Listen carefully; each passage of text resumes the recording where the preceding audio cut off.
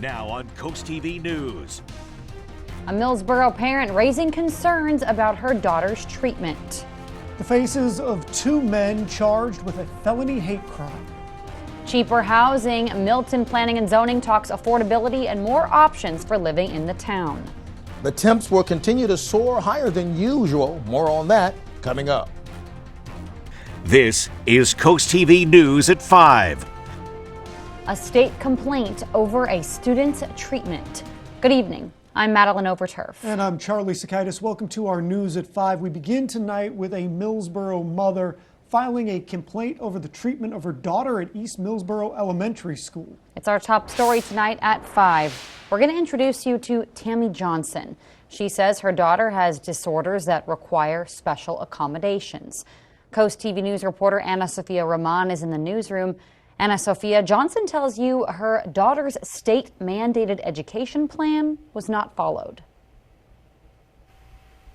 Maddie, here is a state complaint decision by the Department of Education. The Department of Education says staff at East Millsboro Elementary violated regulations regarding students' individual education plan. Tammy Johnson says in October 2024, she started receiving referrals and phone calls from East Millsboro Elementary stating her 6-year-old daughter was acting out. Johnson says she was told the school was following her daughter's individual education plan. State documents show that wasn't the case.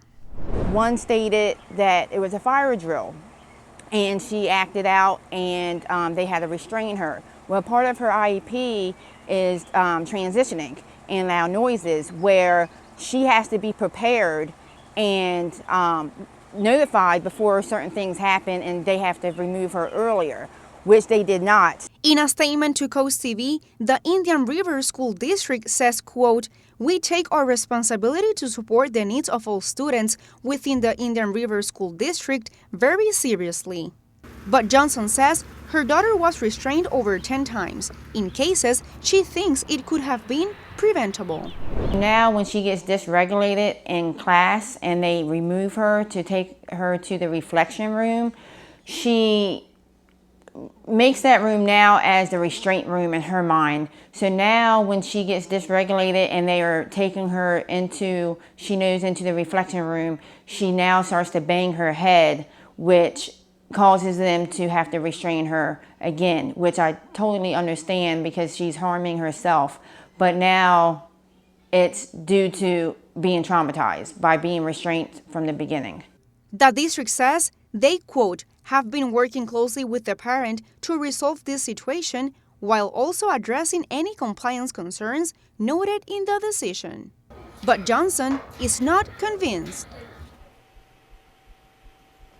This state complaint was filed by Johnson after initially filing a complaint with the Indian River School District. Johnson says that investigation was only 1 day and not complete. Back to you. Anna Sophia, thank you. According to the state complaint decision, the district needs to conduct professional development with all special education staff regarding individualized education plans by May 15th. On your screen now are the two ex-Millville firefighters that were arrested for felony hate crime. Jay Droney and Jordan Hastings. Police say they chased a paid employee around with a noose while making racial slurs. The two are facing 3 different charges: conspiracy hate crime, which both are felonies, and harassment. If convicted on the maximum of all 3 charges, the two could face up to 5 years in prison total. Droney and Hastings are scheduled to have a May 1st preliminary hearing. According to court documents, Hastings recorded the incident. Coast TV News reporter Zakiya Jennings is live in Millville. Zakiya, you spoke with the Lower Sussex branch of the NAACP. Charlie, Kurt Bacon, the president of the Lower Sussex branch of the NAACP, says revoking their memberships was a good start, but it's not enough. And after this recent situation and a situation in September of 2024 where a Lewis firefighter called someone a racial slur, Bacon says diversity training is needed now more than ever. They need to bring people in or find someone, a person of color. It don't have to be a person of color necessarily, but they need to do the diversification and teach people how to live with other people, because society isn't one color. Jay Droney and Jordan Hastings are due in court next Thursday. Live in Millville, Zakia Jennings, Coast TV News. New tonight, cheaper housing and more of it. That's the goal of Milton Planning and Zoning's Commission as they look closer at two proposals. The first is an ordinance to change zoning codes to allow accessory dwelling units, which neighboring areas like Milford and Lewis have already done. The second proposal, a mandatory inclusionary housing policy that would require new residential developments have over 10 acres, including a percentage of affordable housing units within them. Now, some Milton locals say they are on board. I think it's a great idea. It's uplifting the people instead of being a product of their environment. The Milton Planning and Zoning Commission meets tonight at 6:30.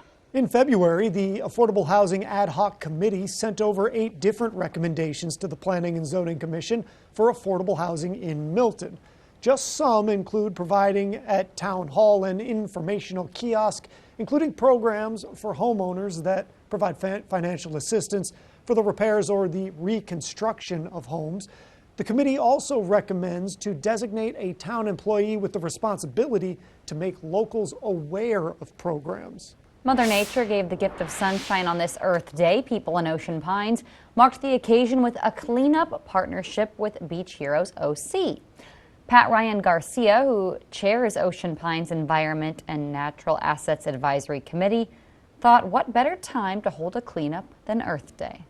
It's a great idea for people to get out, get some fresh air, get some exercise, and at the same time, they're doing something nice for our community.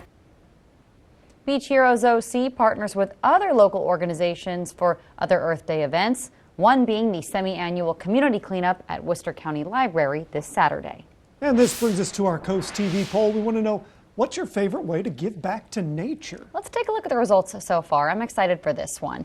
52% say recycling more, 14% say helping wildlife, 17% say planting trees, and 17% say beach cleanups. And you know what? I think all of those are good options, whichever one you want to vote for. If you haven't done it yet, go to coasttv.com or use that Coast TV mobile app.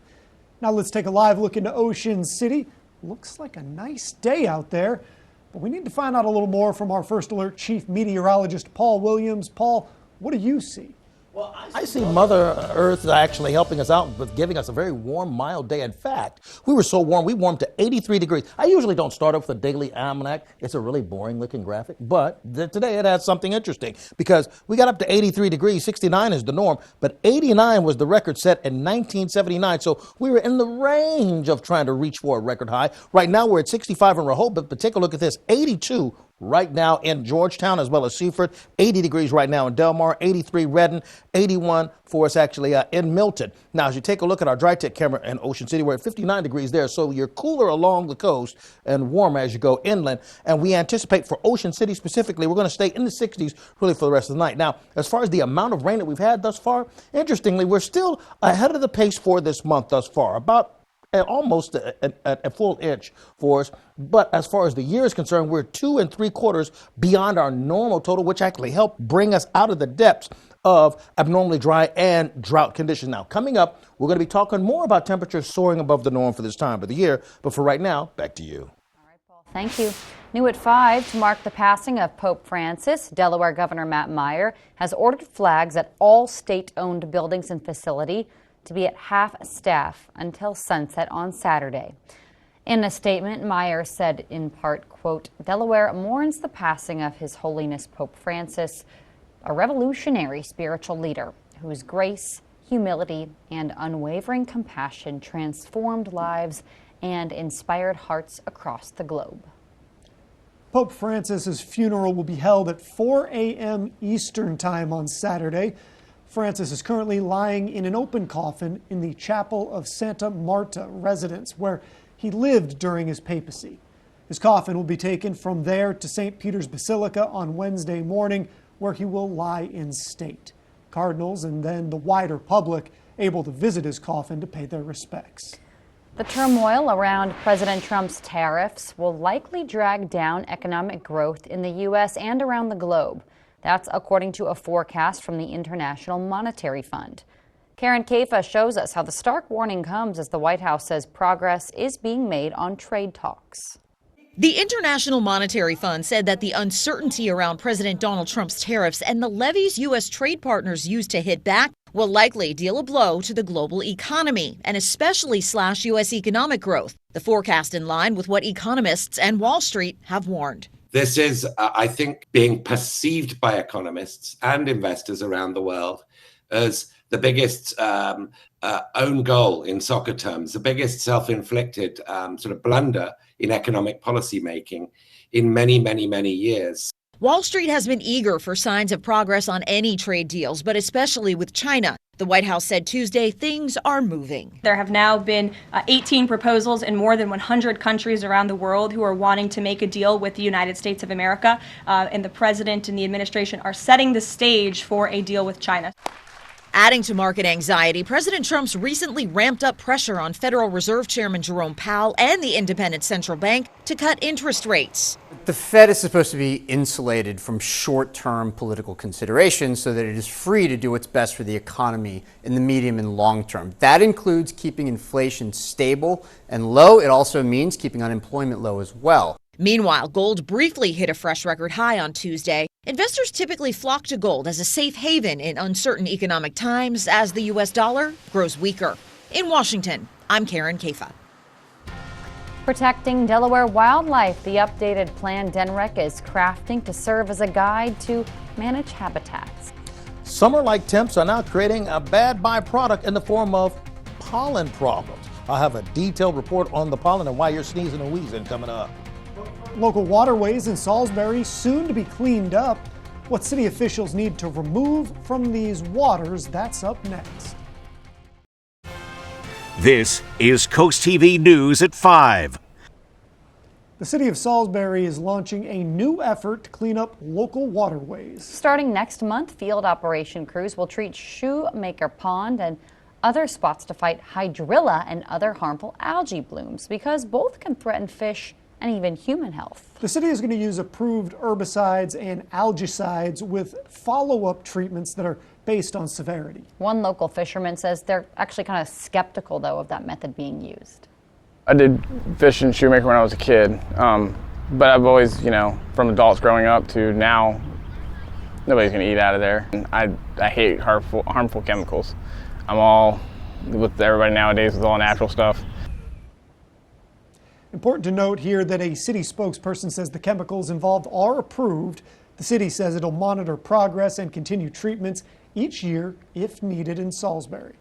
Here's a look at your Bay forecast for Cambridge. You're going to go from 71 to 74 to staying at 74. But this is well above the norm for this time of the year. But the thing you need to stick around for, if you've been sneezing and wheezing, first of all, I'm sorry and I feel for you, but I'm about to show you why.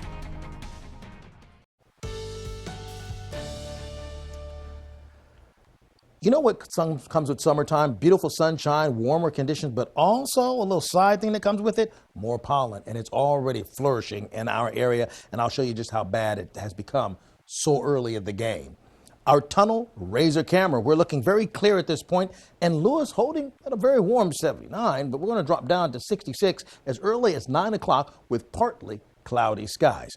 Take a look at our temperatures right now. We're at 80 degrees in Milton, 83 Redden, 82 not only in Seaford, but we're also holding at 82 degrees right now, Georgetown. The winds coming mainly out of the west-northwest between, let's say, 14 to 16 mile per hour gusts. Not too active, but even less for us along the beaches at this point, which is a bit of a treat. Live radar is looking very clear. We're not concerned about or overly concerned about any kind of winds or anything like that. No small craft advisories in effect, so walking on the beach should not be a problem. So it should be tolerable unless you're suffering from allergies. The frontal boundary is already sweeping through, and so we're going to have that influence of winds coming out of the west-northwest for the next few days. Here's the big story in weather. Let me say that one more time. Here's the big story in weather.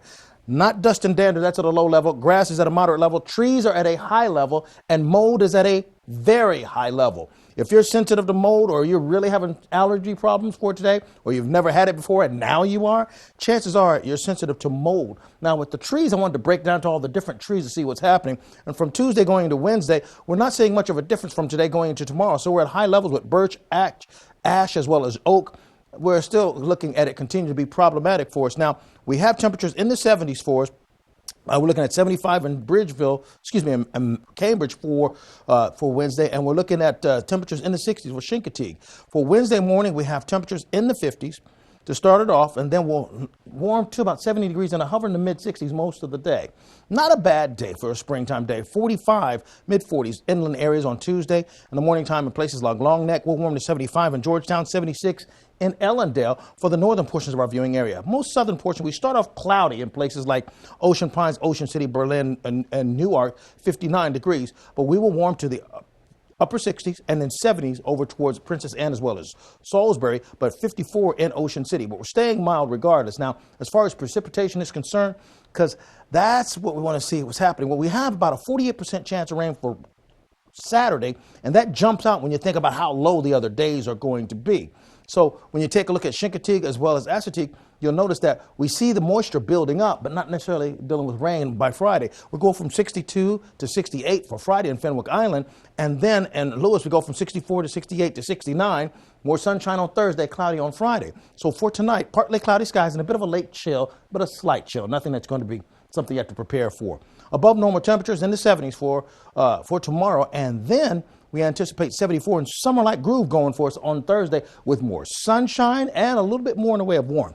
Finally, here's a look at your 7-day forecast. Saturday, it might even get a little bit on the stormy side on Saturday, and we'll keep a close eye on that possibility. Delaware is taking steps to craft an updated plan to protect the state's wildlife. DNREC is in the process of revising its wildlife action plan for the next 10 years, which the state says will guide the management of wildlife and habitats. DNREC says the theme of the updated plan is keeping today's wildlife from becoming tomorrow's memories.